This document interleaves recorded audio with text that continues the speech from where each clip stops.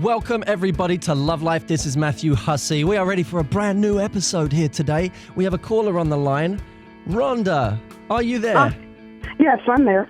Here. So good to speak to you. Are you excited to be on the line? Yes, I am. Tell me your question.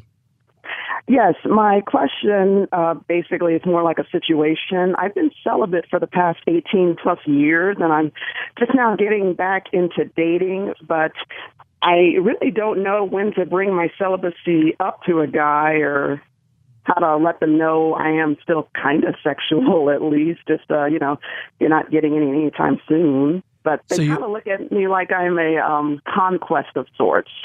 So you haven't had sex for 18 years? Yep. What's been the reason for that?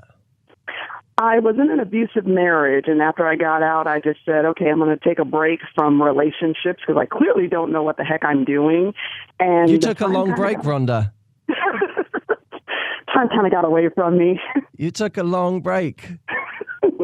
Yeah. It wasn't just a break after a while, was it? It was. No. What was it? Did you get comfortable? Did you start to get afraid because you'd been out of it so long? What was it? In order to stay away from people on my original break, at least, I started trying to find things wrong with guys. Got a little too easy to do. And also, I was just afraid I'd find another guy like my ex-husband. So Right. So you stayed away? Yep. And how did it make you feel to stay away from it all? I was so preoccupied with life and everything, I actually didn't notice. But aren't relationships and intimacy part of life? I guess. I mean, it hasn't been part of mine. But, you guess or you know? Yeah, they are part of life. They are. Because if they weren't, you wouldn't even be on this call right now, would you? That is true. You just stay celibate for the rest of your life. Yeah, and I don't want to do that, actually. Because they're part of life. These things are really... I was told it. They're fun. They really are fun, Rhonda. Sex is great fun. But I'll of take course, your word for it. You'll have to. You'll have to. Mine and many other people's, I should say. It really can be fun. But of course, it's fun when it's with someone who makes it fun. Yeah. And that doesn't have to be the right person, by the way. I think sometimes people get a little too caught up in that.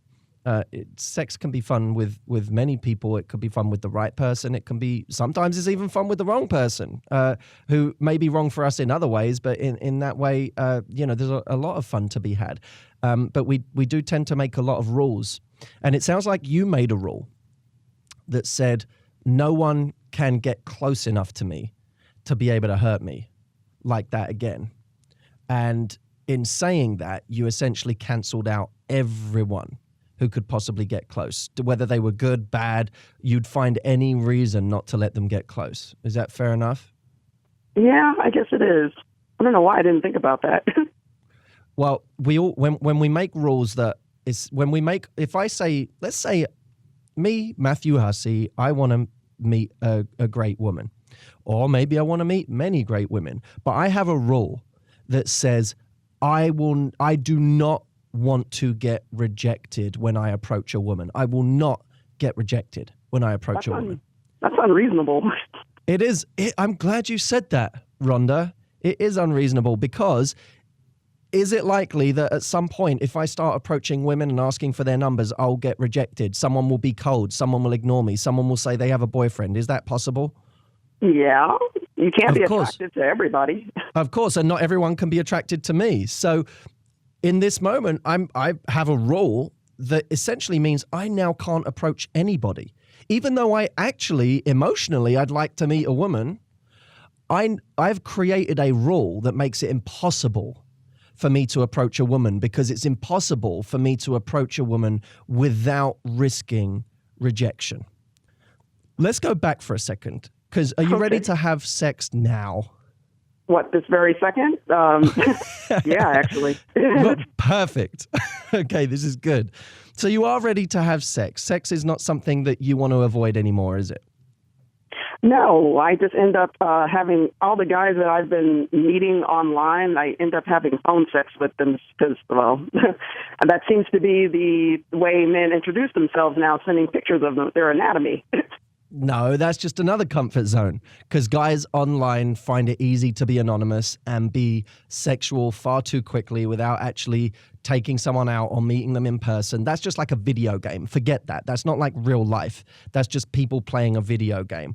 I'm talking about real life now. There are real men out there for you to meet where you can be getting into these interesting relationships. Now, I'm not going to patronize you and say, let's go and find the one, because you might find someone else. You might find someone right now who's just fun for a week or 2 weeks or a month, whatever. In terms of when to say that you've been celibate for 18 years, I don't think it's that relevant.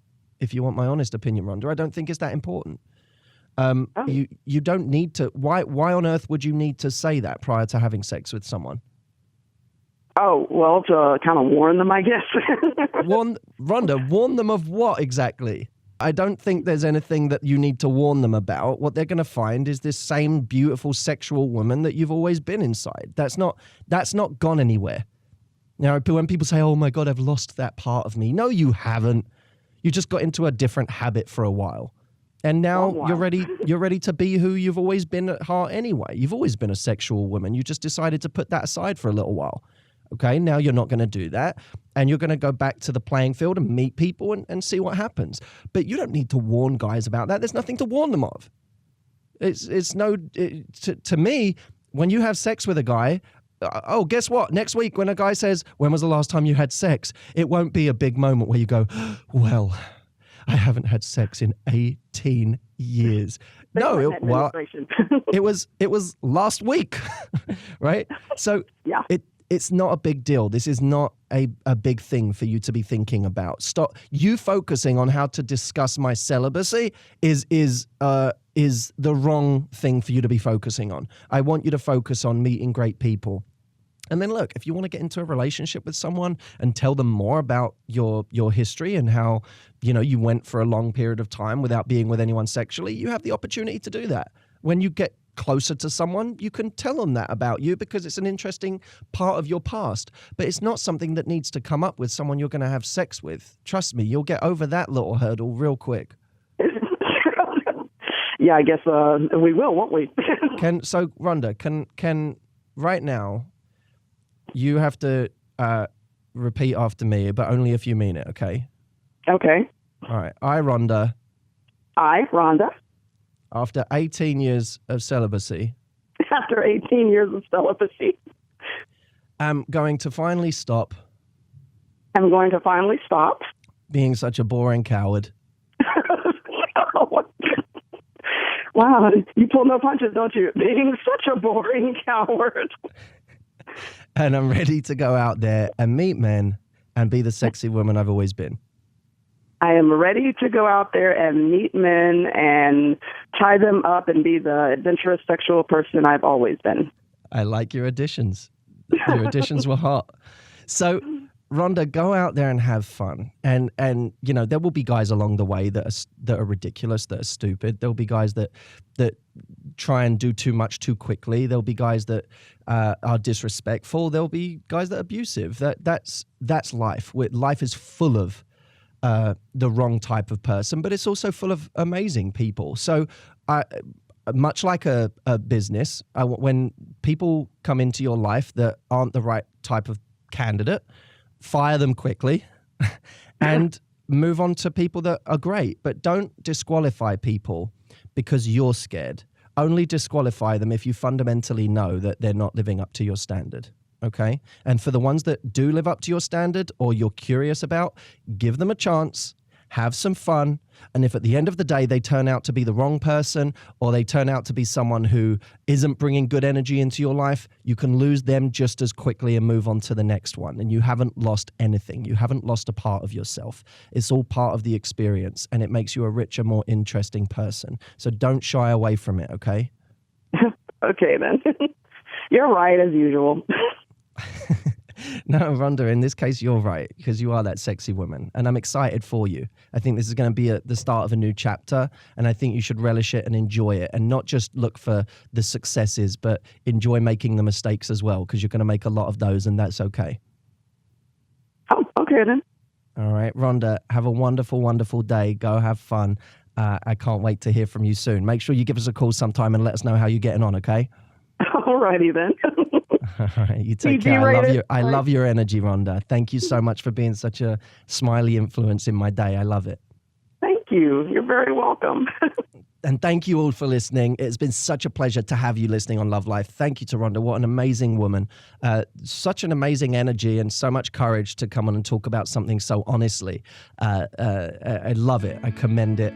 I appreciate it. And I want more like Rhonda. So if you have a question, call in 844-204-6288. That's 844-204-MATT with 2 T's. I look forward to hearing from you soon. Bye, guys.